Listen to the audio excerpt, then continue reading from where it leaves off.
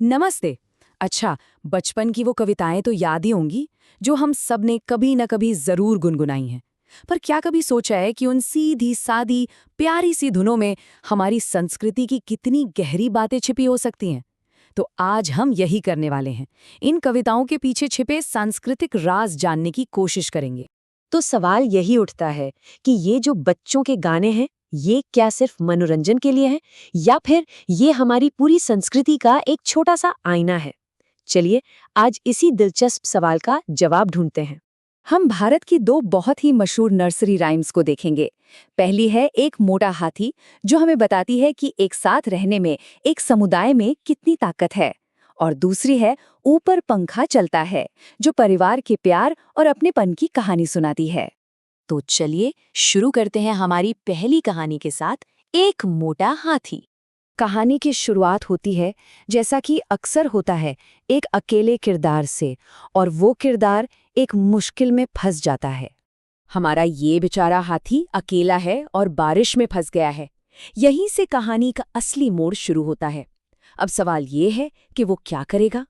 और देखिए, यहाँ जो सबसे दिलचस्प बात है वो ये है कि मुश्किल आने पे हाथी अकेले लड़ने की कोशिश नहीं करता। वो क्या करता है, वो फौरन अपने एक दोस्त को, दूसरे हाथी को मदद के लिए बुलाता है। ये छोटा सा इशारा बहुत कुछ कह जाता है। और इस तरह एक से दो हो जाते हैं, एक छोटा सा समुदाय बनने लगता है। लेकिन जैसे जैसे ग्रुप बड़ा होता है, उनकी मुश्किलें भी और भी मजेदार होती जाती हैं। अब दो हाथी हैं तो वो मिलकर एक नई और शायद थोड़ी और बड़ी मुश्किल का सामना कर रहे हैं। अब वो एक पतले से रास्ते में फंस गए हैं। और ये पैटर्न, ये सिलसिला आगे बढ़ता रहता है। हर बार एक नया साथी जुड़ता है और हर बार वो सब मिलकर एक नई और ज्यादा मजेदार सिचुएशन में फंस जाते हैं। कभी साइकिल पर भीड़ लग जाती है तो कभी बंदर के जाल में फंस जाते हैं। तो इस पूरी कहानी का सार क्या है? सबक बिल्कुल साफ है कि जब भी कोई मुसीबत आए तो उसका हल अकेले जूझने में नहीं, बल्कि अपने ग्रुप को और बड़ा करने में है और लोगों को साथ लाने में है।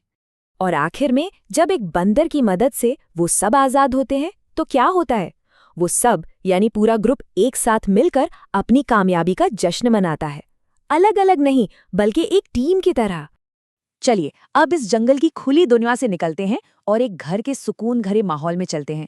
देखते हैं कि हमारी दूसरी कविता ऊपर पंखा चलता है हमें क्या बताती है। यहाँ आते ही माहौल बिल्कुल बदल जाता है। जंगल के बड़े मैदान की जगह अब हम एक घर के अंदर हैं, एक शांत अपनेपन से भरे कमरे में, जहाँ एक बच्चा आराम से सो रहा है। और ये कविता सच कहूं तो एक सपने जैसी लगती है। इसका लॉजिक बिल्कुल सीधा नहीं है। देखिए ना, बात सोते हुए बच्चे की भूख से शुरू होती है, फिर मूंगफली आती है जिसमें दाना नहीं है, और कहानी एक तोते पर जाकर खत्म होती है ना अजीब? आइए इस सपनों जैसी कहानी के एक बहुत ही जरूरी किरदार पर थोड़ा और ध्यान देते हैं, जो इस कविता के बिल्कुल सेंटर में है। कविता में मामा का जिक्र आता है। अब देखिए, भारतीय संस्कृति में मामा सिर्फ एक रिश्ता नहीं है। मामा का रिश्ता प्यार, दुलार और ढेर सारे लाड़ प्यार से जुड़ा होता है। वो एक ऐसे रिश्तेदार हैं जिनका आना ही अपने आप में एक खुशी की बात होती है। और यही इस कविता की सबसे खास बात है।